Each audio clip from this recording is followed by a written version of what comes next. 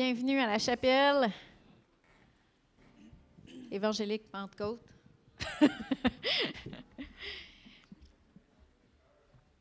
Je suis contente de vous voir. On a vraiment un privilège de pouvoir s'assembler ensemble.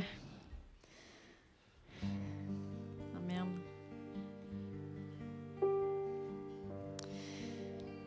Je ne sais pas pour vous, mais après un an de confinement, il y a une fatigue qui s'installe. Mais c'est pour ça que je vous dis qu'on a le privilège de pouvoir s'assembler. Et je vous invite ce matin à venir faire le plein dans la présence de Dieu. Venez faire le plein.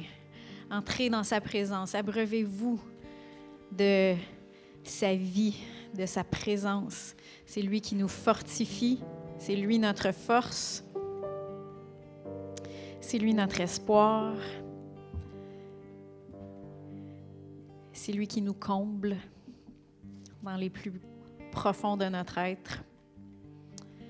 Et Seigneur Dieu, on s'avance avec toi, on s'approche de toi, on vient passer du temps avec toi. On veut te louer, t'adorer. Et Seigneur Dieu, on s'attend à toi, on t'invite ici, que ta présence nous remplisse, nous comble, nous satisfasse, Seigneur Dieu. Parce que tu dis que celui qui s'abreuve de toi n'aura plus soif. C'est toi, Seigneur Dieu, notre véritable espérance. C'est toi qui nous comble réellement dans notre esprit, notre âme et notre corps. Dans le nom de Jésus. Amen.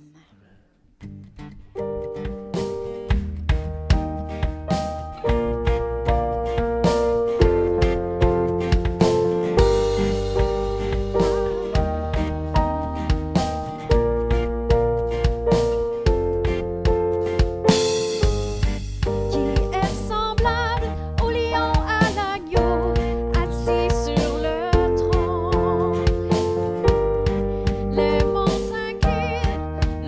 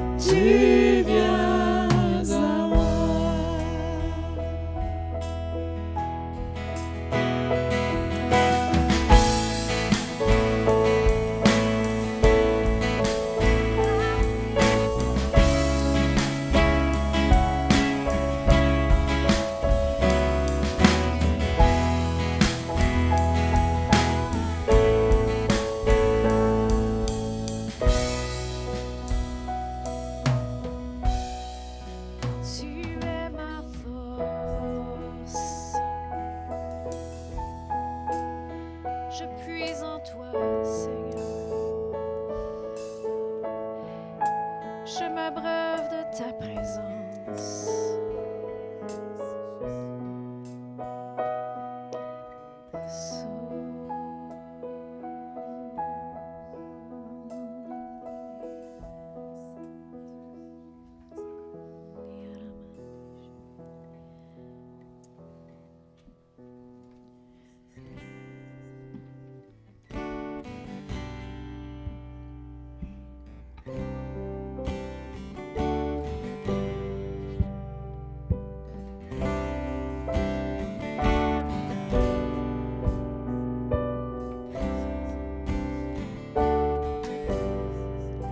Seul amour venu pour nous, humilié sur cette croix, tu pris ma honte de pécheur, ressuscité, victorieux.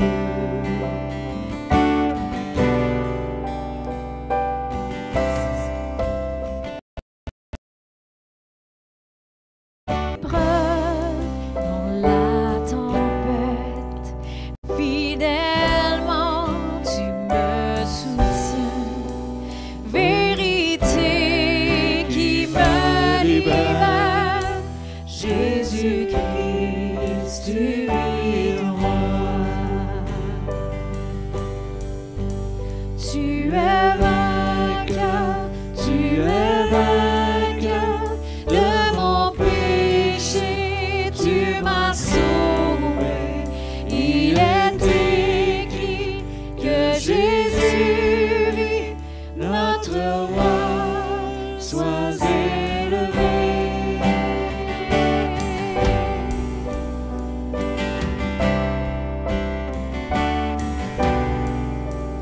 Éternel et infini, mon espoir, mon bouclier, tu appelles les égarés, par la croix tout est payé.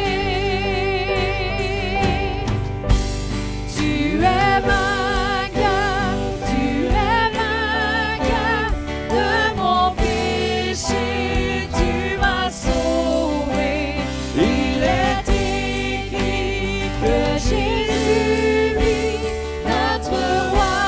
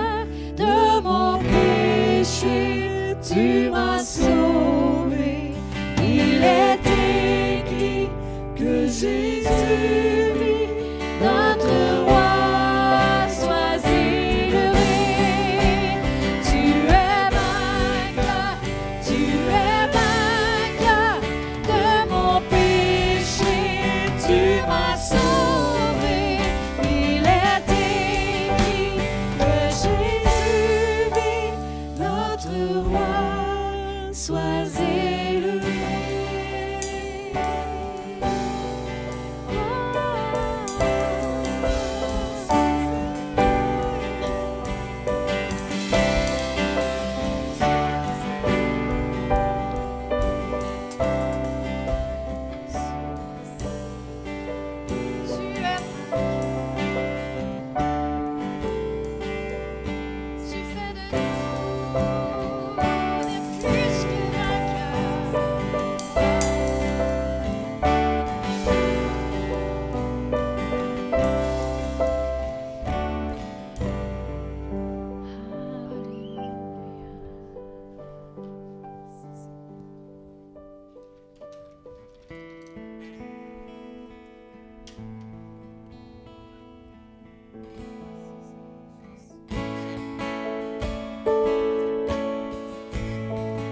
On a beaucoup à être reconnaissant. Merci, merci, merci, merci. Merci pour ta bonté. Merci pour ton amour. Merci pour la croix. Merci pour le prix payé.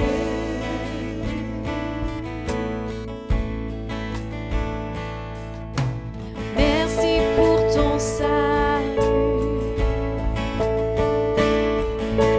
Merci pour ton espoir. Merci pour ta grâce. Merci pour ta vie offerte.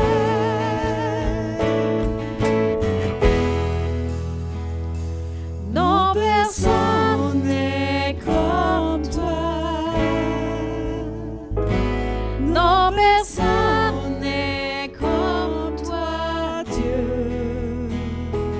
Mon espoir est en toi.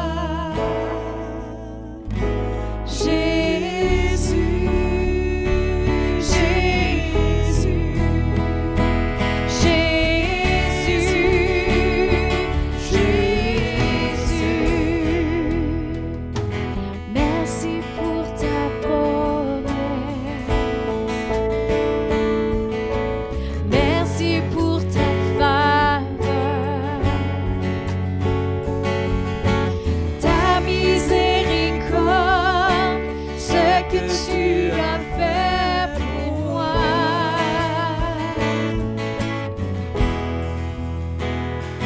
Non, personne n'est comme toi. Non, personne n'est comme toi, Dieu. Mon espoir est en toi. Jésus, Jésus, Jésus, Jésus. À ton nom, nous offrons la louange. À ton nom, nous offrons la gloire. Car tu vis, notre Dieu éternel. Que ta face brille sur nous. À ton nom, nous offrons la louange. À ton nom, nous offrons la gloire. Car tu vis,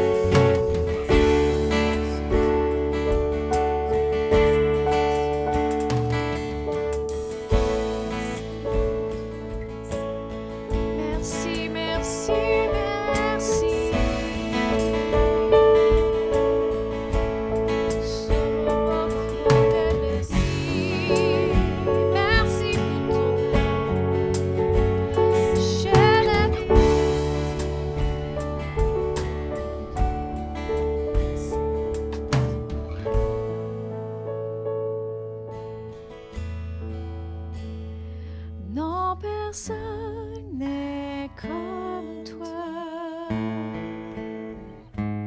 Non, personne n'est comme toi, Dieu. Mon espoir est en toi. Jésus, Jésus, Jésus, Jésus.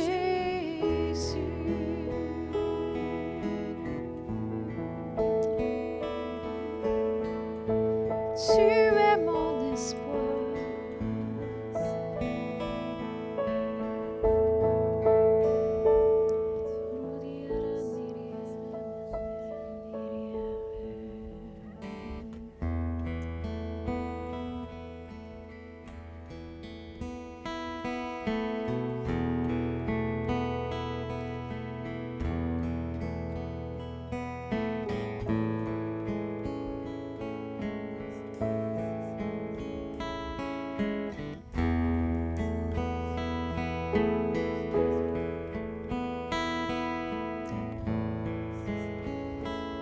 On vient s'abreuver de toi, Seigneur.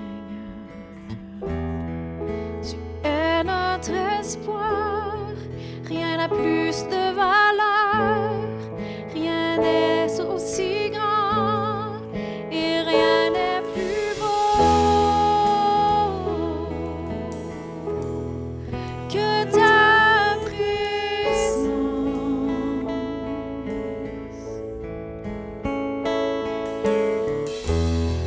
J'ai vu, j'ai goûté l'amour le plus doux.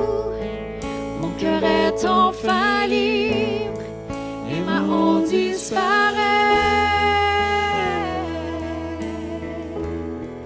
Dans ta présence.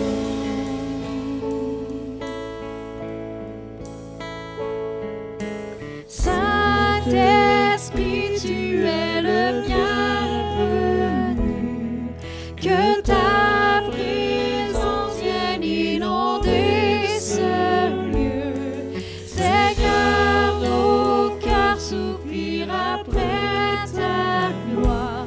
Oh, viens nous saisir par ta présence, oh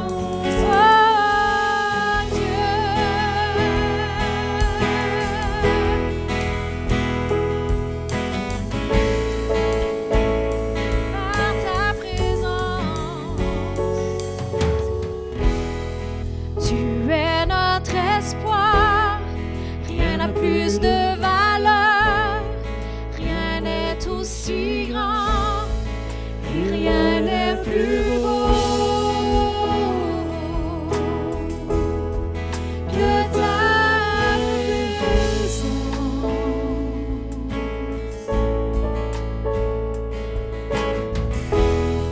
J'ai vu, j'ai goûté l'amour le plus doux.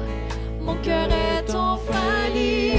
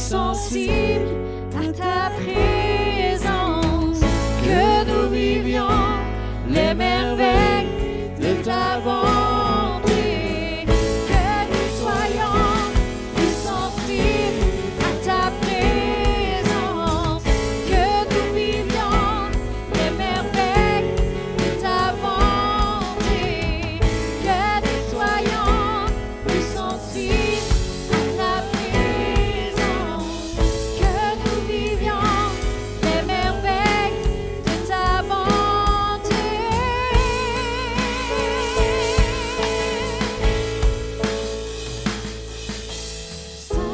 Saint-Esprit, tu es le bienvenu, que ta présence vienne inonder ce lieu. Seigneur, nos cœurs soupirent après ta gloire. Oh, viens nous saisir par ta présence, oh Dieu. Oh,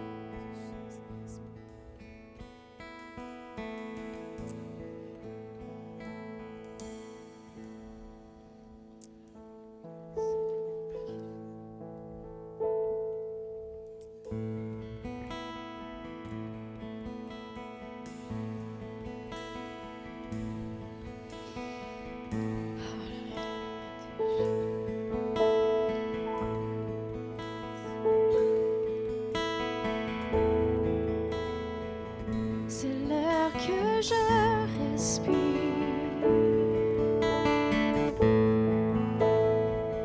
C'est l'air que je respire. Ta sainte présence qui vit en moi.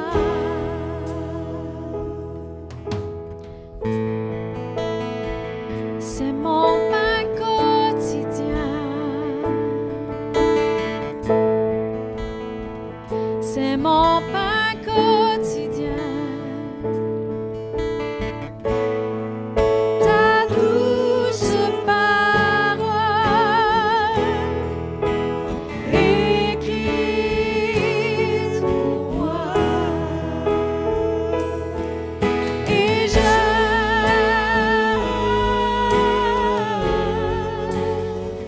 ne désire que toi.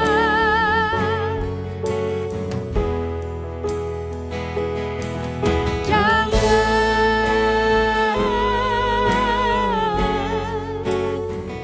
ne peux rien sans toi.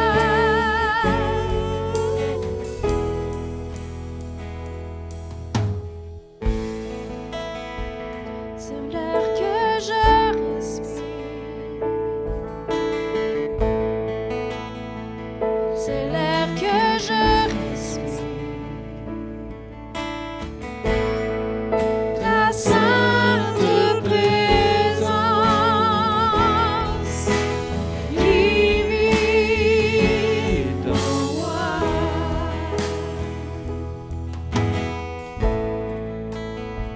C'est mon pain quotidien. Oh, c'est mon pain quotidien.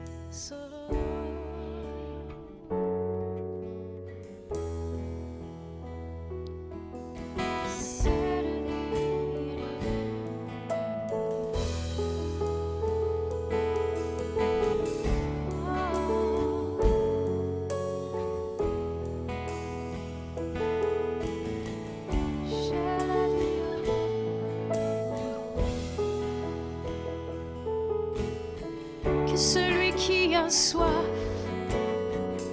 vienne à lui et boive.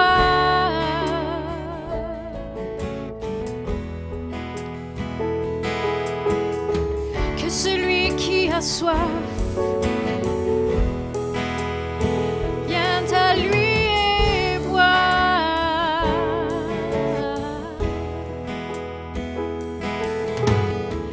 Toutes nos sources sont en toi, Seigneur. Toutes mes sources sont en toi, Seigneur. Que celui qui a soif, que celui qui a soif vienne et boive.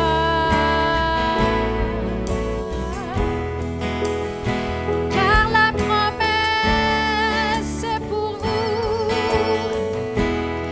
et toutes vos familles, des temps de rafraîchissement. Que celui qui a soif vienne et boive.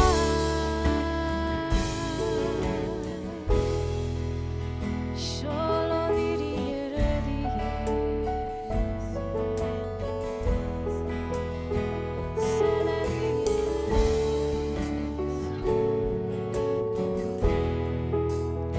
se roba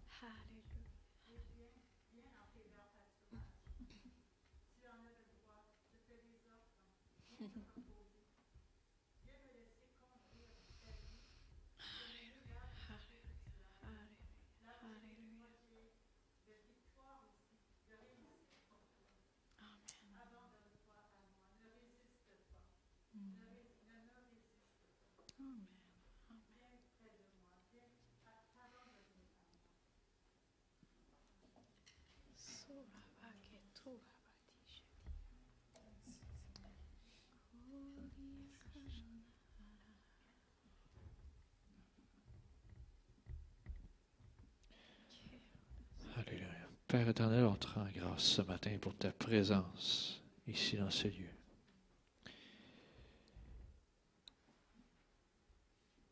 Merci Père que on n'en a jamais assez, Seigneur, de toi. Qu'on puisse réaliser le privilège qu'on a de venir vers toi et de ressentir ta présence.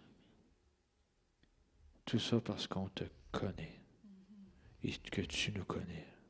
Merci de nous avoir choisis. Et merci de nous aider à comprendre ta parole et à l'appliquer dans chacune de nos vies. On te donne la gloire et l'honneur qui t'est dû ce matin. Amen. Alléluia. Alléluia. Juste avant les dîmes, offrandes et aumônes,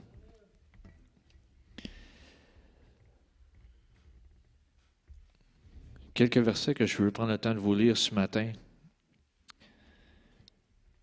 Dans le psaume, commençons au chapitre 1, versets 1 à 3.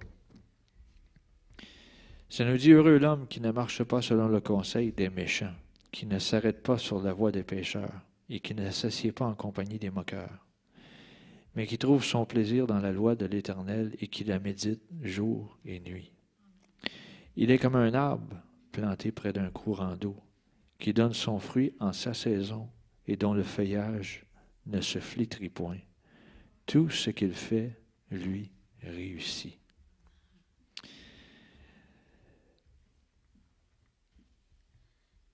Ce matin, même hier soir, ça me trottait dans la tête. J'ai dit, Seigneur, qu'est-ce que tu veux que je partage? Puis, là, il venait juste un bout de phrase. Tu sais, des fois, il nous vient des bouts de phrases comme ça, puis tu te dis, voyons, c'est où ça? Fait qu'il a fallu que je pitonne sur mon ordinateur. Puis... La phrase qui me revenait, c'est « Tout ce qu'il fait lui réussit ». Dieu nous demande certaines choses, plusieurs choses dans sa parole, mais certaines choses qu'il a acquis pour nous, qu'il a fait pour nous, mais il y a d'autres choses qu'on doit faire. On doit marcher dans l'obéissance avec lui. Puis, Dieu a résumé, tu sais, c'est pas juste des commandements que Dieu nous demande. Tu sais, oui, il y a des 10 commandements, etc. Mais Jésus, quand il est venu sur terre, il a résumé ça à deux. Deux commandements. Il a dit, aime Dieu, puis aime ton prochain. Puis, dans le verset 2, ça nous dit, il trouve son plaisir dans la loi de l'Éternel. La loi de l'Éternel, c'est certaines choses qu'il nous demande. Il nous demande de donner ce qui lui revient. Puis, lorsqu'on le fait, je réalisais ça avec la phrase qui m'était venue en tête. Tout ce qu'on fait nous réussit. Mais parce qu'on a mis les principes de Dieu au départ. Je ne sais pas si vous me suivez ce matin. Il nous demande de donner, on met ce principe-là en application, puis après ça, il dit tout ce qu'on va faire va réussir. C'est illogique de réussir avec 90% de ton salaire, c'est illogique, mathématiquement parlant. Mais avec Dieu, ça fonctionne.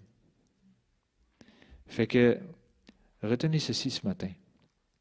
Si on applique du mieux qu'on peut, on n'est pas parfait, là, je ne demande pas perfection, c'est pas ça. Mais si on applique ce que Dieu nous demande de faire dans toutes les sphères de notre vie, tout ce qu'on va faire va réussir. Fait que si on donne ce qui revient à Dieu, lui va s'assurer que tu vas arriver dans tes finances, regarde. Faut le vivre dans un sens, là, mais je vous le dis, ça fonctionne. Fait que ce matin, j'inviterai les préposés à s'avancer, s'il vous plaît.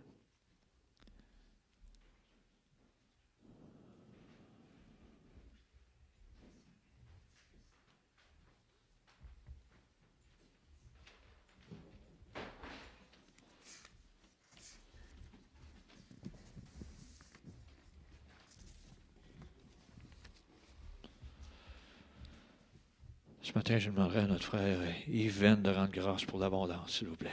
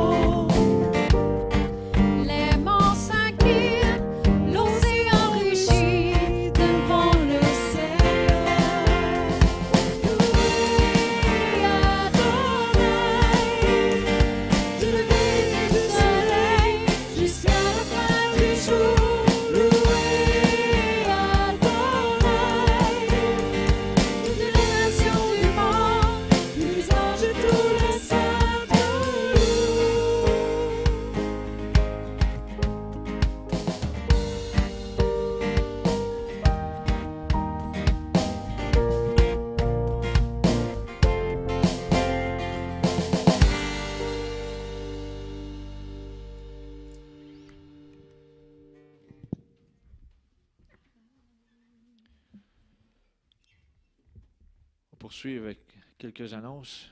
J'ai encore oublié pendant les dîmes et offrandes. Il y a toujours les 3 façons de donner. Soit quand vous êtes en présence ici dans les paniers, ou sinon aussi CEP Grande Bay de Don à commercialoutlook.com pour les transferts bancaires.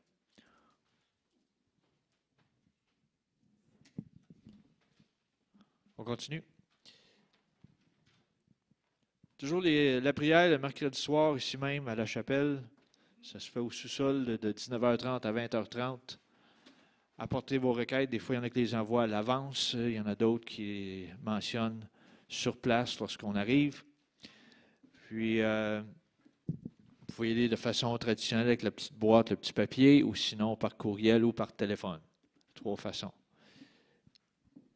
Les vendredis soirs, toujours la jeunesse CEP Unisson, 19h jusqu'à 20h30. C'est Jessie plus la responsable de tout ça. Parfait. Ce matin, ce pasteur Joël Campeau nous apporte le message de la parole de Dieu.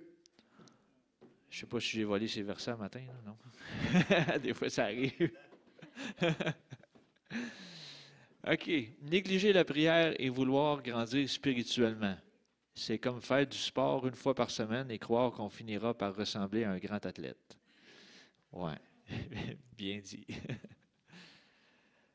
Sans plus tarder, Joël, vas-y. Amen. OK, j'ai passé en dessous du haut-parleur, je suis correct. Bonjour. Je t'ai déjà allumé? Je t'ai allumé tout le long. Ah ouais? Je t'ai allumé? OK. Bonjour à tous. On va ouvrir en prière pour commencer. Seigneur, on te remercie, Seigneur, pour ce temps qu'on a, Seigneur, pour regarder ta parole. Merci pour le message que tu as pour nous ce matin, Seigneur, que nos cœurs soient attentifs à ce que tu veux nous dire, Seigneur, par ton Saint-Esprit au travers ta parole, Seigneur, dans le nom de Jésus. Amen. La semaine dernière, pour ceux qui s'en souviennent, des fois c'est long une semaine, puis je sais qu'on ne se souvient pas, là, mais on avait dit que ce n'était pas par les œuvres qu'on était sauvés. OK? Je vais retourner brièvement, très brièvement, sur ce qu'on avait dit la semaine passée. On avait dit que Dieu est un Dieu de miséricorde et de compassion. Amen. Fait qu'on a un Dieu qui est bon, qui nous aime, qui est rempli de miséricorde et de compassion envers nous. C'est ce qu'on avait dit la semaine passée. Et on avait vu qu'on avait été sauvés par la grâce et par la foi, que ce n'était pas par nos œuvres. Pour ça, je répète, ce n'est pas par nos œuvres. On va juste lire le Éphésiens 2 qu'on avait cité, mais juste 3 versets, pour être bref. Puis après ça, je vais rentrer ce que Donald avait déjà commencé à parler ce matin. Souvent, il part dans mes versets sans qu'il sache. Et c'est comme ça. Alors, dans Éphésiens 2, au verset 8, ça nous dit « Car c'est par la grâce que vous êtes sauvés par le moyen de la foi. » Donc, c'est les deux ensemble, la grâce et la foi. « Et cela ne vient pas de vous, c'est le don de Dieu. Ce n'est point par les œuvres, afin que personne ne se glorifie, car nous sommes son ouvrage ayant été créé en Jésus-Christ pour de bonnes œuvres que Dieu a préparées d'avance afin que nous les pratiquions. » Donc, on a fait ressortir que c'est par la grâce et par la foi, que ce n'est pas par nos œuvres. Mais on a aussi mentionné que la foi, sans les œuvres ou les actions correspondantes, elle est morte. Donc, ça ne veut pas dire que à cause qu'on a été sauvé et que ça a été donné gratuitement et qu'on l'a reçu, qu'on n'a plus rien à faire par après. Ce n'est pas ça du tout qu'on parle depuis les derniers mois. On parle que nous avons une partie à jouer et c'est ce qu'on va regarder brièvement ce matin. Juste avant, on va passer par un petit croche dans Jacques 2, au verset 26, qui nous dit, j'ai tout sorti dans la Louis II, ça c'est plus facile. Éventuellement, on va avoir un nouvel ordinateur qui va pouvoir projeter d'autres versions. Ça va être super génial. Ça va être plus facile à suivre quand on le lit, là, ça va être super le fun. Dans Jacques 2, 26, ça nous dit, comme le corps sans âme est mort, OK, c'est simple, de même, la foi sans les œuvres est morte. On voit que notre foi, si elle ne fait pas les actions correspondantes que l'on doit faire, que l'on sait qu'il faut qu'on fasse, bien, c'est mort. Et ce matin, le point que je veux que l'on regarde, qui est un point super simple, mais qui est souvent émis ou omis, c'est vraiment les actions correspondantes. Et une des choses, c'est de demander à Dieu. On prend des fois des choses pour acquis, puis on dit, ben oui, Dieu le sait, fait que je ne le borderai pas avec ça, c'est pas grave. Non, si Dieu nous dit de faire quelque chose, ben il faut qu'on le fasse. Right? C'est ce qu'on va regarder ce matin. Vous allez voir, c'est comme, ben voyons donc, vous allez dire, c'est comme, oui, mais c'est ça. Fait qu'on on va regarder, parce qu'il y a un point, il y a un point sur ça. Le titre de mon message, c'est « Demander ». OK? Puis vous allez voir où est-ce qu'on s'en va avec ça. Je vais commencer par un premier passage qui est très familier, puis qu'on lit souvent et on passe par-dessus, puis on ne s'aperçoit pas qu'il y a quelque chose de spécial. On va commencer dans Matthieu 20 au chapitre... Matthieu 20 au verset 29. Ça dit, « Lorsqu'ils sortirent de Jéricho, une grande foule suivit Jésus, et voici 2 aveugles assis au bord du chemin entendirent que Jésus passait, et crièrent, « Aie pitié de nous, Seigneur, fils de David! » Donc, ils ont crié après Jésus. Verset 31, « La foule les reprenait pour les faire taire, mais ils crièrent plus fort, « Aie pitié de nous, Seigneur, fils de David! » Jésus s'arrêta, les appela et dit, « Que voulez-vous que je vous fasse? » Ils lui dirent, « Seigneur, que nos yeux s'ouvrent. » Verset 34, « Ému de compassion, » ça en passant, là, si vous prenez le temps dans votre Bible, allez juste dans Matthieu, de souligner toutes les fois que Jésus il a fait, avant qu'il fasse de quoi, ça a été marqué « ému de compassion ». Vous allez voir, votre surligneur va souligner pas mal de versets qu'il s'est passé quelque chose avant qu'il fasse de quoi Jésus. Ému de compassion. Donc, on a vu que c'est un Dieu de miséricorde, d'amour, ému de compassion. Jésus toucha leurs yeux et aussitôt, ils recouvrèrent la vue et le suivirent. Mais il y a quelque chose d'un petit peu bizarre dans le verset. C'est que il y a 2 aveugles qui s'en vont voir Jésus. C'est comme une histoire. Il y a 2 aveugles qui s'en vont voir. Non, on ne partira pas là-dessus. Mais il y a 2 aveugles qui arrivent à Jésus. Puis Jésus lui demande, « Que voulez-vous que je vous fasse? » C'est pas évident, me semble, qu'ils sont aveugles. Trouvez-vous que c'est un petit peu... on passe par-dessus et on se dit, il me semble que... C'est comme si quelqu'un vient me voir et il a un bras dans le plat, et il s'envoie le médecin, il dit, « Bon, que voulez-vous que je vous fasse? » Le médecin, il dit, « C'est bien que c'est le bras qui est là. » Non, mais ne pensez pas que Jésus savait qu'il était aveugle. Mais pourquoi qu'il leur a demandé, « Que voulez-vous que je vous fasse? » Pensez-vous que c'était ça qu'il voulait le plus sur toute la planète, sur la Terre? Exactement. Il voulait qu'il lui demande. Voilà. Il voulait qu'il lui demande. Et vous allez voir, c'est un peu partout. C'est le même principe. C'est un principe de dire, non, c'est trop simple. Oui, c'est simple. C'est juste qu'il faut le faire. OK. On va faire un autre récit que vous connaissez souvent. C'est celui-là de Bartimée. Et tout le monde se souvient de Bartimée, le fils de Timée. Pas lui qui sort les poubelles, là, mais l'autre. Vous vous souvenez de ça? OK? Bon, OK. On va aller dans Marc 10, au verset 46. Ils arrivèrent à Jéricho, et lorsque Jésus en sortit avec ses disciples et une assez grande foule, le fils de Timée, Bartimée, donc ça veut dire Bartimée, ça veut dire le fils de Timée, en tout cas, c'est une autre histoire. Mendiant aveugle était assis au bord du chemin. Il entendit que c'était Jésus de Nazareth et il se mit à crier, « Fils de David, aie pitié de moi! » Plusieurs le reprenaient pour le faire taire, mais il criait beaucoup plus fort, « Fils de David, aie pitié de moi! » Jésus s'arrêta et dit, « Appelez-le. » Ils l'appelèrent l'aveugle en lui disant, « Prends courage, lève-toi, il t'appelle. » Là, il vient juste de dire, « Tais-toi. » Puis là, il dit, « Prends courage. » Ils sont super... Oui, c'est ça. Ils sont super... des fois, il faut faire attention avec qui on se tient avec, hein, parce qu'ils changent d'opinion assez rapidement. Verset 50, « L'aveugle jeta son manteau. » C'est un manteau qui représente qu'il était aveugle en passant. « Et se levant d'un bond vers Jésus. » 51, « Jésus, prenant la parole, lui dit, « Que veux-tu que je te fasse? » Non, mais c'est-tu pas évident qu'il est aveugle? Non, mais il y avait même le manteau d'aveugle qui, dans ce temps-là, qu'il portait, qui voulait dire « Je suis un aveugle. » Non. C'est évident. Et là, il dit « Rabouni », ça faisait « maître », lui répondit l'aveugle, « Que je recouvre la vue. » Il voulait l'entendre. Et Jésus lui dit « Va, ta foi t'a sauvé. » Aussitôt, il recouvra la vue et suivit Jésus dans le chemin. Donc, voyez-vous que Jésus, il voulait lui faire sortir quelque chose de sa bouche. C'est une demande. Pourquoi? Parce qu'il faut lui donner accès dans nos vies. OK? Dieu ne forcera rien dans nos vies. Il ne se forcera pas. Il va être à côté de toi et tout, puis il dit, demande-moi pitié, laisse-moi de la place, laisse-moi rentrer. Donne-moi de l'espace pour rentrer. C'est la même affaire quand on a été sauvés. Seigneur, sauve-moi, je te fais Seigneur. Tu sais, est-ce que c'est Dieu qui vous a obligé? Non. C'est vous qui avez demandé, qui avez reçu ce qu'il nous a reçu par la grâce. Parce que tu sais, quand on parle de la grâce, souvent on dit, c'est comme ça, fait que c'est dans la volonté de Dieu. Mais on a un bout à faire. Puis le bout qu'il nous demande, c'est de demander. Et là, on va aller voir plein de points. Premier point, bien, pourquoi? Bien, parce qu'il nous demande de le faire. C'est comme ça. OK? Quand on ne pose pas de questions, c'est comme ça. Deuxième chose, pour lui donner accès.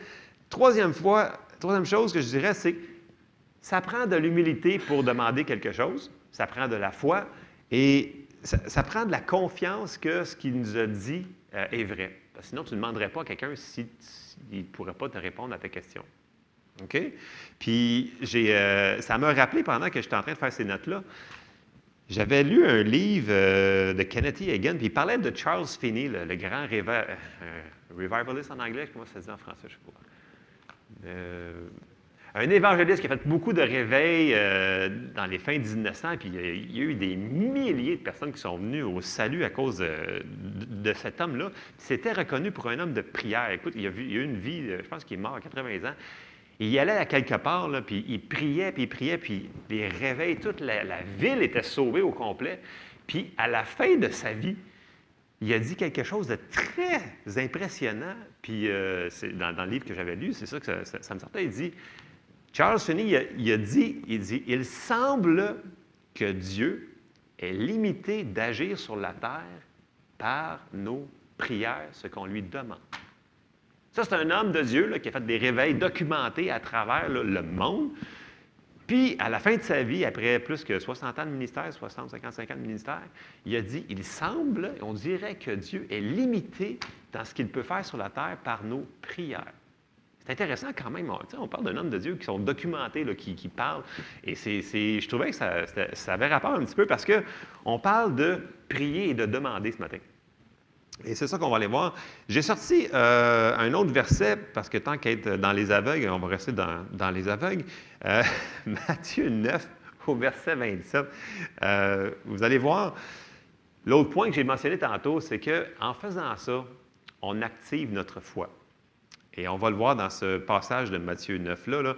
Matthieu 9, au verset 27. « Étant parti de là, Jésus fut suivi par 2 aveugles qui criaient « Aie pitié de nous, fils de David! » On voit encore une requête. Là. Il demande encore de quoi. Là. Lorsqu'il fut arrivé à la maison, les aveugles s'approchèrent de lui et Jésus leur dit « Croyez-vous que je puisse faire cela? » « Oui, Seigneur, lui répondirent-ils. Alors, il toucha leurs yeux. Il n'a pas touché leurs yeux avant. Avez-vous remarqué? Il faut créer une demande. Et après ça, Dieu, il peut agir. C'est comme ça qu'il fonctionne. En disant, qu'il vous soit fait selon votre foi. Et leurs yeux s'ouvrirent. Et Jésus leur fit cette recommandation sévère. Prenez garde que personne ne le sache. Et là, on continue, on n'ira pas plus loin dans le Matthieu 9. Là. Donc, on va regarder brièvement 6 points ce matin sur demander. Et ils ne sont pas en ordre, il n'y a pas d'ordre là-dedans. Là. Il y en a plus que ça, bien entendu, mais pour être concis ce matin, là, 6 points. Premier point fondamental, c'est que souvent l'erreur qu'on fait, c'est qu'on ne demande pas. Donc, le premier point, c'est demander. Et le premier verset pour ça, c'est dans Matthieu 7, au verset 7, qui nous dit, vous l'avez déjà entendu, je le sais, mais il faut le mettre en pratique. All right? Matthieu 7, 7, ça nous dit, demandez et c'est fini, Dieu ne voudra pas, à moins que c'est sa volonté, puis tout le kit. Non, pas en tout. Puis, avez-vous remarqué, je fais une parenthèse, est-ce qu'il y a un endroit dans la Bible où est-ce que Jésus il a dit non à quelqu'un? Aucun endroit. C'est surprenant. Puis en plus, ça nous dit que Jésus ne change point, qu'il est le même hier, aujourd'hui, éternellement. Je pense que ça devrait construire notre foi ce matin pour demander. Amen. OK, on continue. Demandez et l'on vous donnera. C'est clair? Cherchez et vous trouverez. Frappez et l'on vous ouvrira. Car quiconque demande reçoit. Celui qui cherche trouve et l'on ouvre à celui qui frappe. Lequel de vous donnera une pierre à son fils s'il lui demande du pain? Ou s'il demande un poisson, lui donnera-t-il un serpent? Si donc, méchant comme vous l'êtes. Vous savez donner de bonnes choses à vos enfants, à combien plus forte raison votre Père qui est dans les cieux donnerait-il de bonnes choses à ceux qui le lui demandent? Fait que je pense que le point est assez facile. Demandez! OK? Fait que s'il y avait quelque chose dans votre tête que vous dites, ah non, je ne veux pas déranger Dieu, voyons, non, c'est tout petit.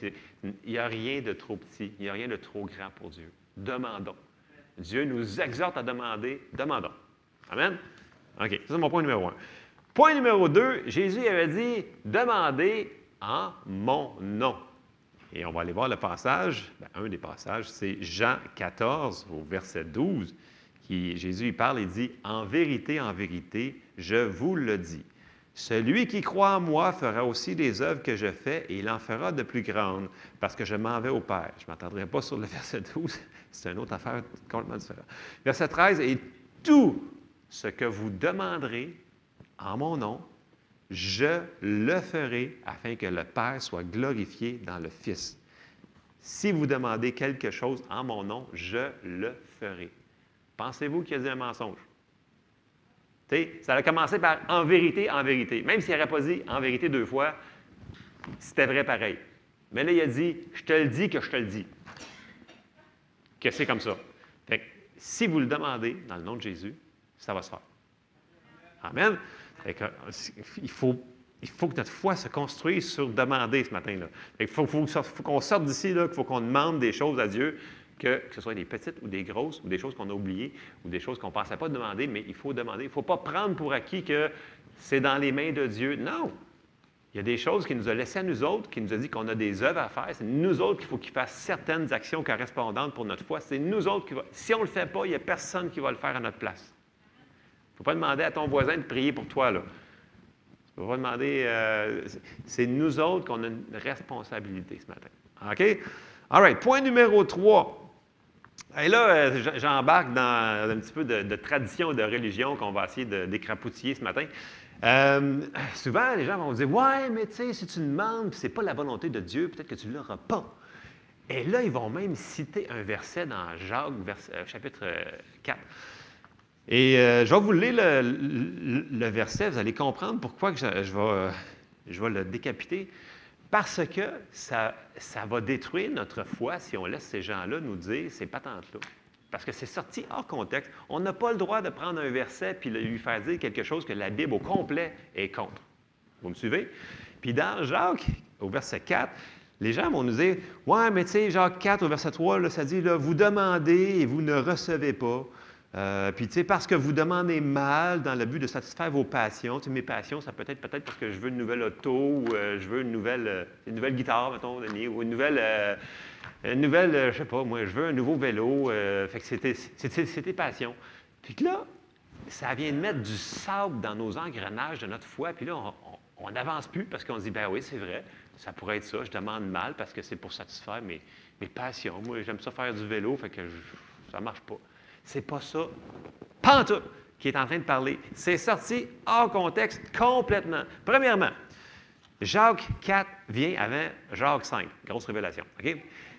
Et dans toute l'épître de Jacques, il parle de la prière puis que notre prière, elle fonctionne. Premièrement, tout de suite après, là, quand on va tomber dans Jacques 5, il va parler que nos prières ont une grande efficacité, que notre prière là, a tellement de force qu'il nous compare à Élie qui a prié puis qui n'a pas eu de pluie pendant 3 ans et demi. Puis après ça, que Élie a prié, puis qu'il y a eu de la pluie sur la terre. Vous vous souvenez de ça dans Jacques? Je résume le chapitre 5. Tu sais, si tu lis Jacques dans le contexte, là, il dit que nos prières fonctionnent. Mais là, il dit pourquoi que ça? On va aller voir pourquoi. Parce que c'est important de comprendre les versets qui sont pris hors contexte parce que ça peut détruire notre foi. C'est super important qu'on comprenne pourquoi que les gens nous sortent cette affaire-là quand ils veulent soit dire une excuse, mettons que ça n'a pas fonctionné leur affaire. Ils vont dire « Ah non, regarde, tu demandes puis tu ne recevras pas. Hein, » Mais ça nous crée une ambiguïté, puis cette ambiguïté-là, ça nous enlève notre confiance. Puis la foi, c'est une ferme assurance ou une ferme confiance des choses qu'on espère. Fait que si tu n'es pas confiant, c'est comme tu vas boiter un petit peu. Puis on ne veut pas boiter. On veut des résultats, right? En tout cas, moi, quand je prie, je veux que ça marche. Parce que j'en ai besoin. Amen? On va aller le voir un petit peu, on va le décortiquer, puis vous allez voir si ça a du bon sens. On va commencer juste Jacques 4 au verset 1. On va reculer de quelques versets, puis on va le mettre dans son contexte que Jacques est en train d'écrire, et vous allez voir, ça change tout. Jacques 4 au verset 1 nous dit « D'où viennent les luttes, d'où viennent les querelles parmi vous? N'est-ce pas de vos passions qui combattent dans vos membres? » Ça commence à mettre de l'éclairage. « Vous convoitez et vous ne possédez pas. Vous êtes meurtriers et envieux et vous ne pouvez pas obtenir. Vous avez des querelles et des luttes et vous ne possédez pas parce que vous ne demandez pas. » Vous demandez et vous ne recevez pas, ce qu'on vient de lire, parce que vous demandez mal dans le but de satisfaire vos besoins. Adultères que vous êtes, ne savez-vous pas que l'amour du monde est inimitié contre Dieu? Celui donc qui veut être ami du monde se rend ennemi de Dieu. Et là, j'arrête au verset 4, mais jusqu'au verset 12, il va les chicaner tout le long parce qu'ils font des choses pas correctes.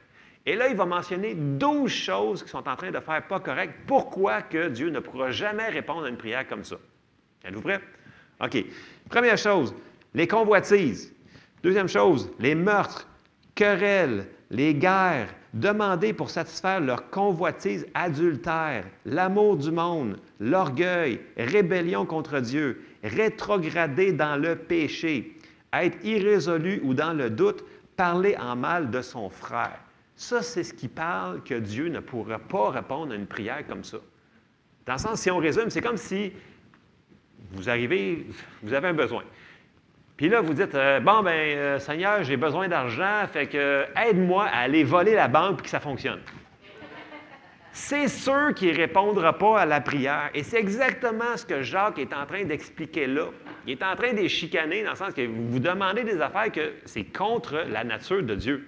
C'est sûr qu'il ne répondra pas à ça. C'est certain. Il ne vous aidera pas à faire quelque chose qui est un péché. D'accord? Et c'est voilà le contexte. C'est là qu'il ne répondra pas. Mais quand c'est quelque chose qui est normal, puis qui n'est pas contre sa parole, il dit, Seigneur, j'ai un besoin. J'aurais besoin d'avoir ci et ça. Peu importe la chose matérielle, la chose guérison physique, peu importe, qu'on sait que ça a été payé, puis c'est à nous autres, il va toujours répondre oui. Fait que ne sortons pas les versets hors de leur contexte. C'est super important. Sinon, ça détruit notre foi. C'est fou comment un verset peut complètement nous... On fait comme, ben non, ça ne marche pas. Ben oui, ça marche, mais il faut le mettre en contexte. Fait que vous n'avez pas le droit de prier pour voler une banque. OK? Si vous le faites, du moins, ça ne sera pas répondu. Voilà le genre. Donc, prier selon la volonté de Dieu. Ça, c'est mon point numéro 3. Point numéro 4. J'ai marqué « Prier par apparence pour être vu, par vaine répétition, pour paraître bien devant les gens, pour paraître religieux, etc., etc., etc. » Une prière qui ne vient... Il faut que ça vienne du cœur. Quand ça vient du cœur, Dieu, c'est sûr qu'il va répondre. Et on va aller voir dans Matthieu, on retourne dans Matthieu au chapitre 6 et au verset 5. Puis là, Jésus il est en train de les chicaner. Et il nous chicane en même temps, tu sais, je veux dire, dans le sens qu'il nous remet en ligne. Il enseigne, puis là, dans Matthieu 6, rendu au verset 5, il dit « Lorsque vous priez, ne soyez pas comme les hypocrites qui aiment à prier debout dans les synagogues et au coin des rues pour être vus des hommes. » Il n'y a aucune once de vérité dans ce qu'ils sont en train de faire là. C'est un show. C'est sûr que Dieu ne répondrait pas à une prière comme ça. Ce n'est pas une prière, c'est un show qu'ils sont en train de faire. Et là, il dit, « Je vous le dis en vérité, ils reçoivent leur récompense. Leur récompense, c'est qu'ils sont vus devant tout le monde. Bravo, bravo à toi, bravo. » C'est comme ça. Et là, il continue, « Mais quand tu pries, entre dans ta chambre, ferme ta porte et prie ton Père qui est dans le lieu secret, et ton Père qui le voit dans le secret te le rendra. » Bon, vous n'êtes pas obligé de vous cacher dans votre chambre pour prier en passant, là. Mais dans le sens que ce qu'il voulait dire, c'est que c'est pas pour être vu des hommes qu'on fait ça. OK? Il veut qu'on passe du temps avec lui secrètement. Dans le sens que c'est entre vous et le Seigneur. C'est pas pour être vu des hommes. Puis là, au verset 7, il embarque, il dit « En priant, ne multipliez pas de vaines paroles comme les païens qui s'imaginent qu'à force de paroles, ils seront exaucés. Ne leur ressemblez pas. car votre Père sait de quoi vous avez besoin avant que vous le lui demandiez. Et là, ce n'est pas parce que Dieu le sait avant qu'on lui demande qu'il nous dit de ne pas le demander. C'est pas ça, pas en tout qu'il veut dire, là. Il dit qu'il sait pareil ce que vous allez vous demander, mais il dit quand même de lui demander. L'autre chose, les vaines paroles. Tu sais, dans les pays hindous et choses comme ça, là, je ne veux pas tirer sur personne, là, tu sais, là, il y a des moulins à prière que vous tournez, là, puis ça fait des sons, puis cette affaire-là, puis ils font tourner ça à longueur de journée pour faire des prières. Ici, si on veut se rapprocher un petit peu, là, je ne veux pas être méchant, là, mais tu sais, là, les rosaires, puis toutes ces affaires-là là, que vous tournez, puis dans la religion catholique, là, je veux dire, c'est pas en tournant tes billes 50 fois dans ta journée que tu as fait une prière à Dieu, là, je m'excuse. C'est ça exactement ce qu'il veut dire par de vaines choses, de vaines paroles. Il faut que ça vienne du cœur. Et je sais que là, j'ai touché au catholicisme. Ah! Seigneur. Mais, écoutez, si c'est contre la parole, il nous dit que c'est ça qu'ils font, bien, on ne devrait pas faire des choses comme ça. Donc, il faut que ce soit de notre cœur. Ça, c'est le point numéro 4. Puis, comme je le répète, je sais que Dieu, il va le savoir ce qu'on va faire, mais il nous demande quand même de lui demander. OK? Le point numéro 5. J'ai sorti la parabole du juge inique. Parce que on lit la parabole, et là, les gens, j'ai entendu tellement de choses. Pour expliquer cette parabole-là, je suis comme, non, mais c'est parce que tu n'as pas lu le verset numéro 1. Ils font, qu'est-ce que tu veux dire? Bien, c'est parce qu'il donne l'explication en partant, là. Arrête de faire des théories et des complots, là. J'ai dit, pars en partant, là. Fait qu'on va retourner, on va relire la parole du juge inique, OK? Fait que si on commence dans Luc 18, 1, on se concentre, on va commencer par le verset 1, ça part bien, on part au début, OK?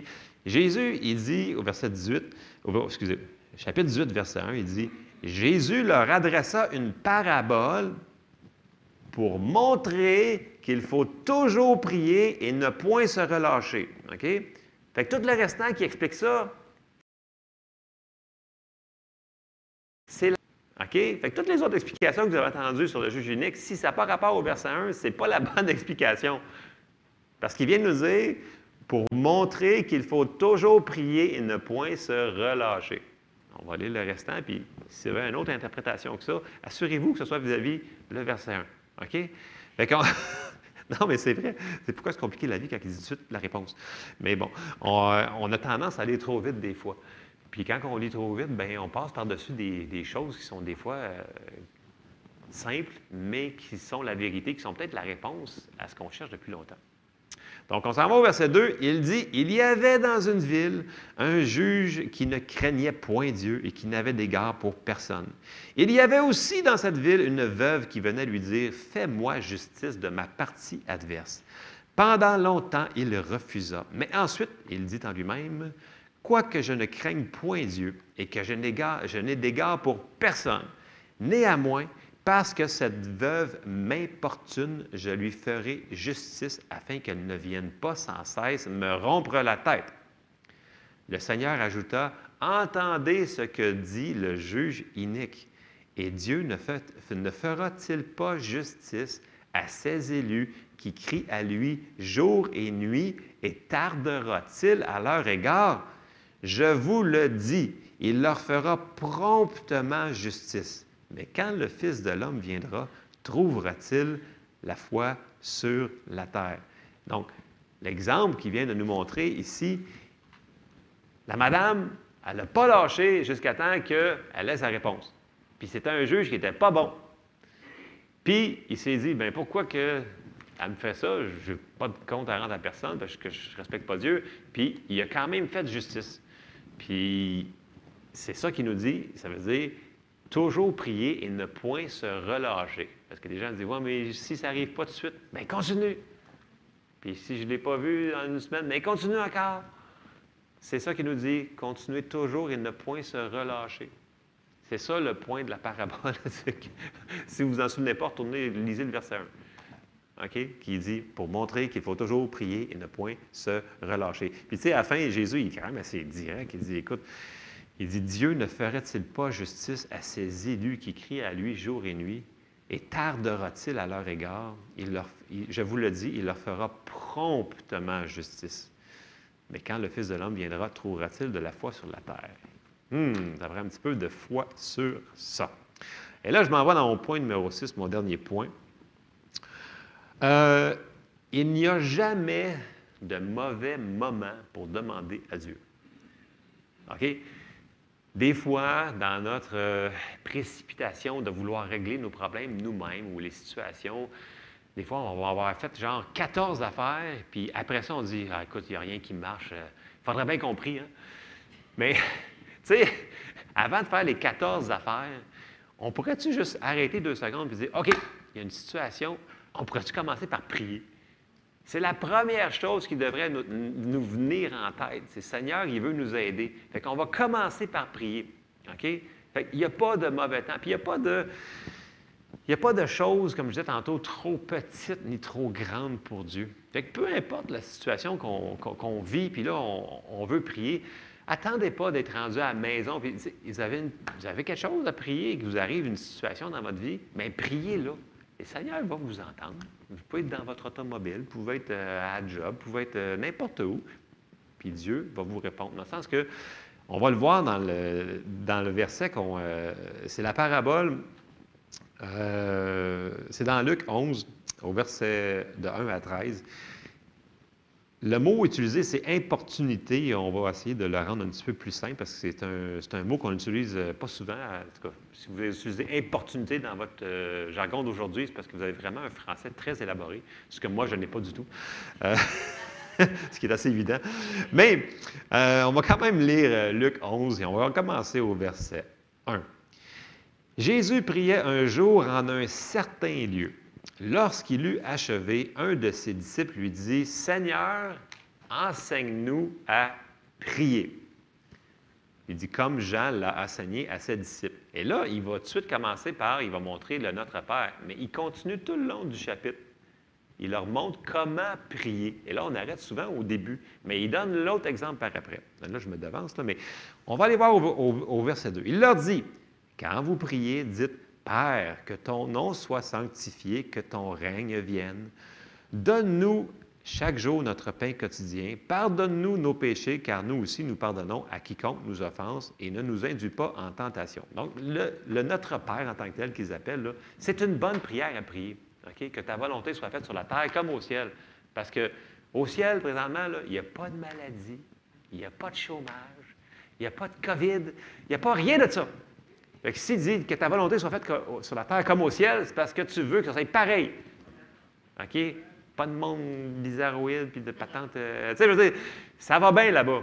OK? Il y a une bonne économie, il n'y a pas trop de guerre. C'est ça qu'il veut. OK? Fait que c'est ça, grosso modo, qu'il dit au Notre Père. OK?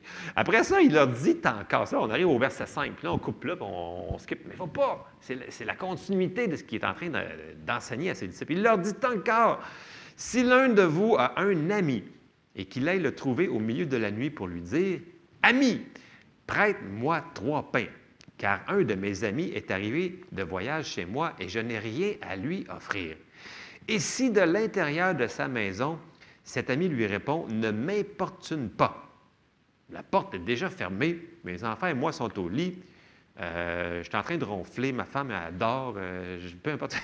Je ne puis me lever pour te donner des pains. » Et là, au verset 8, il dit, « Je vous le dis, même s'il ne se levait pas pour lui donner, parce que c'est son ami, il se lèverait à cause de son importunité et lui donnerait tout ce dont il a besoin. » Importunité, c'est souvent traduit par sans dérangement, mais souvent, c'est traduit dans le grec par sans honte, dans le sens qu'il n'y a aucune honte à faire ce qu'il est en train de faire là. Dieu, il dit, tu as le droit de demander de l'aide quand tu en as besoin. C'est ça, grosso modo, l'importunité, dans le sens que peu importe le moment, tu le fais, tu demandes à Dieu, puis tu ne le dérangeras pas. Donc, allez-y sans honte. Je sais qu'il y a d'autres traductions, mais le mot grec ici, là, anadéa, là, ça veut dire sans honte. Fait qu'on peut le faire n'importe quand. Donc, il lui donnera tout ce dont il a besoin. Et là, on continue au verset 9. « Et moi, je vous dis, ça ressemble à ce qu'on a lu tantôt dans Matthieu, « Et moi, je vous dis, demandez, et l'on vous donnera. Cherchez, et vous trouverez. Frappez, et l'on vous ouvrira. Car quiconque demande reçoit. Celui qui cherche trouve et l'on ouvre à celui qui frappe. Là, il enseigne tout le long sur la prière. Là. Il n'a pas encore fini, il est encore en train d'enseigner sur la prière. Il nous dit de persévérer, de continuer, puis peu importe le moment. Et verset 11, il dit, « Quel est parmi vous le Père qui donnera une pierre à son fils s'il lui demande du pain? Ou s'il demande un poisson, lui donnera-t-il un serpent au lieu d'un poisson? Ou s'il demande un œuf, lui donnera-t-il un scorpion? Si donc, méchant comme vous l'êtes, vous savez donner de bonnes choses à vos enfants, à combien plus forte raison le Père céleste donnera-t-il le Saint-Esprit à ceux qui le lui demandent? » Dieu, je veux dire, Jésus est assez clair dans tout ça. Il leur dit, « Oui, je vais vous enseigner comment prier. » Puis il commence par le Notre Père. OK? Puis après ça, il embarque sur cet exemple-là, dans le sens qu'il n'y a pas de mauvais moment pour demander à Dieu. Dans le sens que, ah non, écoute, c'est une petite affaire, on va badrer Dieu. Non, non, non, non, non, non, on ne le dérange pas. Il veut. Si c'est important pour vous, c'est important pour lui. C'est un Dieu d'amour, c'est un Dieu de miséricorde. C'est qui il est. Fait que, ce matin, je vous répète, il faut qu'on demande, il faut lui donner accès. Puis, avez-vous vu combien de fois qu'on a vu qu'il vous se fait selon sa foi? Ou quand le Fils de l'homme viendra, est-ce qu'il trouvera de la foi? Parce qu'il faut, la foi, c'est avoir confiance dans ce qu'il dit, qu'il va le réaliser. Avoir confiance dans sa parole. Fait qu'il faut avoir confiance que ce qu'on lui demande, il va nous le donner. Et on va le voir s'accomplir. Amen. Je termine bientôt. Et un verset que je me sers souvent, c'est dans Philippiens. Vous savez, on veut tous vivre dans la paix, que ce soit paisible dans nos pensées, dans nos cœurs. Puis pour faire ça, une des choses qui nous est dit, c'est de demander. Et on va le lire brièvement, juste 2 versets. C'est Philippiens 4, au verset 6. Il dit, là c'est Paul qui parle, il dit, « Ne vous inquiétez de rien, mais en toute chose, faites connaître vos besoins à Dieu par des prières, des supplications, et après ça, avec des actions de grâce. » Et quand tu fais ça, tu as la récompense du verset 7 qui dit, « Et la paix de Dieu qui surpasse toute intelligence gardera vos cœurs et vos pensées en Jésus-Christ. » Est-ce qu'il y en a qui ont besoin de paix ce matin? On a tous besoin de paix dans nos têtes, dans nos cœurs. Des fois, on a tellement de questions qui nous arrivent dans une semaine, dans une journée, au travail ou peu importe. On a besoin de la paix. Mais pourquoi qu'on ne demande pas à Dieu de nous aider? S'il y a quelque chose qui vous n'êtes pas sûr, bien, demandez-y, Seigneur, bien, faites connaître tous vos besoins à Dieu. Puis, il va avoir la paix. Mais tu sais, à un moment donné, il faut faire aussi le début du verset qui dit « Ne vous inquiétez de rien ». Et ça, les gens disent « Ouais, mais je ne suis pas capable ». J'ai dit « Bien, essaye », parce que non, il ne faut pas que je les essaye. Il faut juste dire « Fais-le ». Parce qu'il n'y a aucune place dans la Bible qui dit « Essaye ». Ça juste dit « Fais-le ». OK? Donc, il faut qu'on fasse tout ce que le verset nous demande pour avoir la récompense qu'il nous dit au verset 7.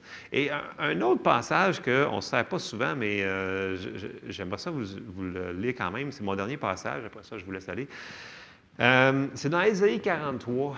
Parce que, vous savez, des fois, on se dit « Ouais, mais il me semble que je prends beaucoup de temps. Puis, est-ce que Dieu veut vraiment passer ce temps-là avec moi? » Et la réponse est oui. Et dans l'Ancien Testament, Ésaïe, il donne un petit passage, puis on se souvient que dans l'Ancien Testament, il y avait Moïse qui parlait face à face avec Dieu et il aimait ça. Puis même si on recule en arrière de ça, on commence dans le livre, le premier livre, dans Genèse. Enoch parlait avec Dieu. Et Dieu aimait ça tellement qu'à un moment donné, il a fallu qu'il le prenne. Il est parti avec. Il aime tellement ça, quelqu'un qui passe du temps avec lui dans la foi, que ça lui fait tellement plaisir. Et mon verset dans Ésaïe, c'est Ésaïe 43, au verset 25. Ésaïe, il dit, il cite Dieu qui dit, là, « C'est moi qui efface tes transgressions pour l'amour de moi, et je ne me souviendrai plus de tes péchés.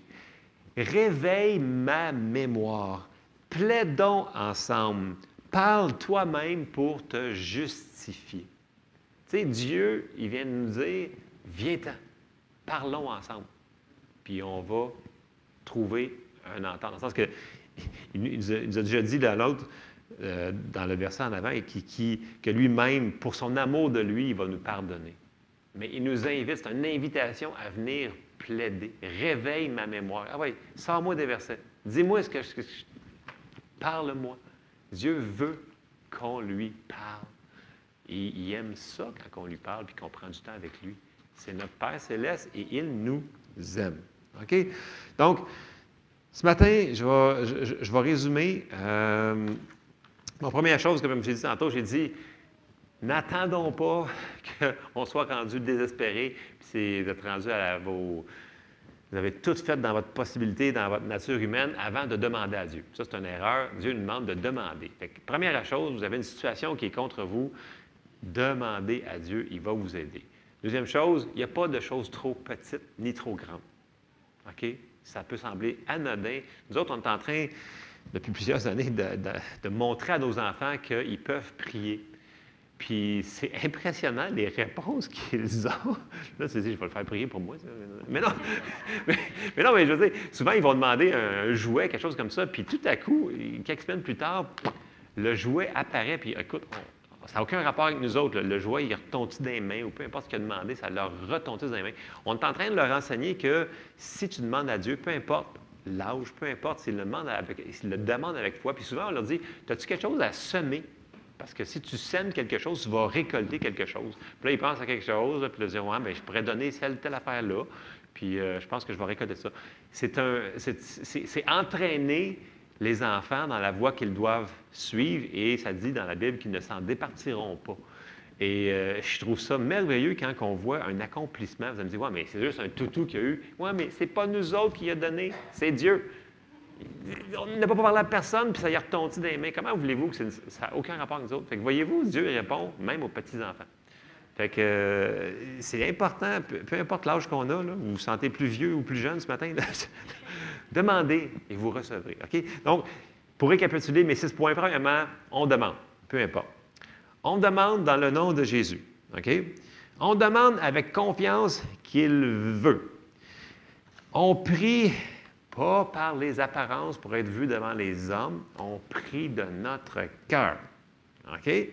On prie avec persévérance jusqu'à l'accomplissement de la prière et on prie en tout temps.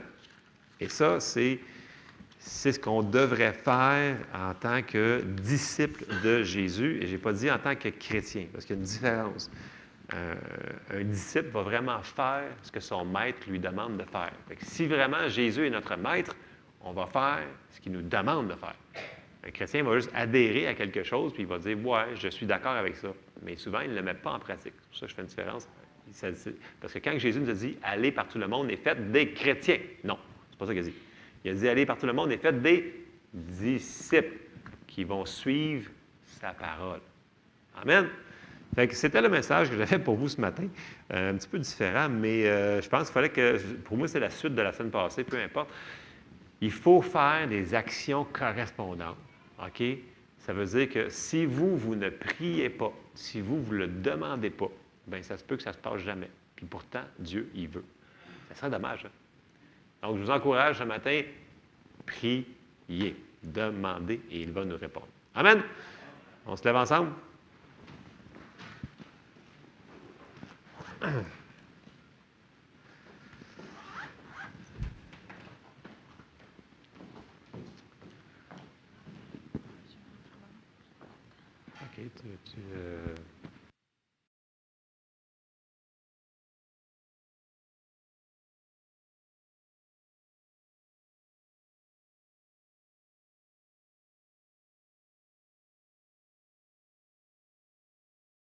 j'ai oublié de faire une petite annonce aussi tantôt concernant les feuilles que vous avez reçues et les...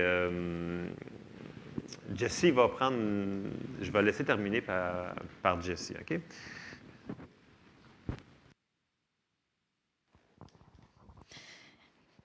On va commencer par prier ensemble. Joël a parlé de demander pour mettre en application notre foi, pour faire une demande sur Dieu. La première chose qu'il faut faire pour entrer dans la famille de Dieu, pour que Dieu devienne votre Père céleste, c'est de recevoir le cadeau de Jésus comme votre Seigneur et Sauveur. Fait que la première chose pour mettre en pratique la foi, c'est de demander, Seigneur, sois mon sauveur, sois mon Seigneur. Fait qu'on va le faire ensemble ce matin. S'il y a des gens qui ne l'ont jamais fait, faites-le de tout votre cœur. C'est le premier pas pour être dans la famille de Dieu, être réconcilié avec Dieu. Seigneur Dieu, je crois en toi. Je crois dans ton Fils Jésus-Christ. Je crois qu'il est mort pour mes péchés. Je crois qu'il est ressuscité pour me donner la vie. Je reconnais que je suis pécheur. Je reconnais que j'ai besoin de ton pardon, Seigneur. Je te demande, pardonne-moi. Sois mon sauveur. Sois mon Seigneur. Et je veux devenir ton disciple. Dans le nom de Jésus. Et je te remercie parce qu'à partir de maintenant, je suis ton enfant et tu es mon Père. Dans le nom de Jésus. Amen. Si vous avez fait ça pour la première fois, c'est super important. Dites-le à quelqu'un. Dites-le à quelqu'un que vous avez confiance. Témoignez que vous avez fait la demande, que vous êtes devenu un enfant de Dieu pour la première fois. Dites-le à quelqu'un que vous avez confiance. Vous pouvez venir nous le dire à nous aussi. Ça va nous faire plaisir de fêter avec vous puis de se réjouir avec vous. Amen. Puis, c'est ça, l'annonce qu'on avait à vous faire, c'est qu'on va, pour ceux qui le savent ou ceux qui ne le savent pas, on va faire un dimanche, on va consacrer un dimanche spécial en l'honneur de monsieur et madame Charbonneau qui ont pris leur retraite en début février. Donc, on veut consacrer un dimanche complet. Il y a certains gens qui ont préparé des vidéos. C'était aujourd'hui la date limite de nous envoyer le vidéo. Nous, on va préparer un vidéo, on va le présenter à vous et à monsieur et madame Charbonneau. Et pour ceux qui ne sont pas à l'aise de faire des vidéos, Nancy vous a donné des feuilles, des pages, pour que vous puissiez écrire un mot de plusieurs mots. Donc, vous pouvez écrire une mémoire que vous avez avec eux, une anecdote. Vous pouvez juste dire des paroles qui viennent de votre cœur pour les honorer. Toutes ces pages-là vont être recueillies, soit que vous les redonnez à Nancy aujourd'hui ou vous les redonnez le 25. Le 25 est le 25 avril, qui est la semaine prochaine, c'est la dernière journée qu'on peut recueillir ces feuilles-là. Ils vont être toutes reliées. Et on va pouvoir donner ce beau livre-là à monsieur et madame Charbonneau pour qu'ils puissent les lire dans le confort de leur maison. Et la présentation, ça va être le dimanche le 2 mai. En toute logique, on voudrait faire ça le 2 mai. Fait que c'est une réunion qui ne sera pas diffusée en YouTube. Donc, si vous voulez être présent, il faut être là. Donc, c'est ça. Monsieur et madame Charbonneau ne seront pas présents physiquement, mais on va essayer d'arranger quelque chose de virtuel avec eux. Parce que c'est difficile pour eux le port du masque avec leurs conditions de santé. Donc, c'était l'annonce que je voulais faire. C'est très important. Donc, je vais laisser Joël terminer. Écoutez, on a mis la date du 2 parce que on était déjà décalé de 2 semaines par rapport à cette chose-là, dû à différents empêchements, dont la réception de certaines vidéos de certaines personnes qui sont à l'extérieur. Mais si tout va bien, on va faire ça le premier dimanche de mai. Mais la semaine prochaine, on va juste vous confirmer. Donc, ça va être... au début, on voulait que M. et Mme Charbonneau soient présents, mais à cause de leurs conditions de santé, ils ne sont pas capables de venir ici. Alors, si ça change... tant mieux, mais on prévoit que ça va être un peu comme un streaming en direct. Eux vont nous voir et on va les voir en petit. Là, on n'aura pas les capacités de présenter les vidéos et de les voir en gros en même temps. Mais c'est juste parce qu'on voulait le faire plus de bonne heure, mais il y a eu plein de choses, comme vous savez que les choses changent souvent chaque jour dans nos consignes. Alors, mais on se met une date, parce que sinon, si on ne met pas de date, on n'arrive jamais à finir de quoi. Donc, s'il vous plaît, prenez le temps de remplir le petit mot. Ceux qui avaient des vidéos, prenez le temps de remplir les vidéos, puis de les donner à Donald ou Nancy. Oui, Donald? Ceux qui veulent écrire et qui n'ont pas reçu de feuilles, allez voir Donald avant de partir, s'il vous plaît. Puis on va faire ça. Écoutez, c'est la moindre des choses. Nous, dans le conseil, dans le comité, on les a honorés, on les a remerciés, puis toutes ces choses-là, mais on voulait vraiment le faire avec l'Assemblée. Bon, consigne étant, on n'a pas pu le faire comme on voulait que ça se fasse, mais on va faire quand même de quoi. Alors, ça va être vraiment le fun parce qu'on a reçu des vidéos de Eugene May, de Mario Massicotte, et je ne vous donne pas tous les noms, là, parce qu'il y en a plein.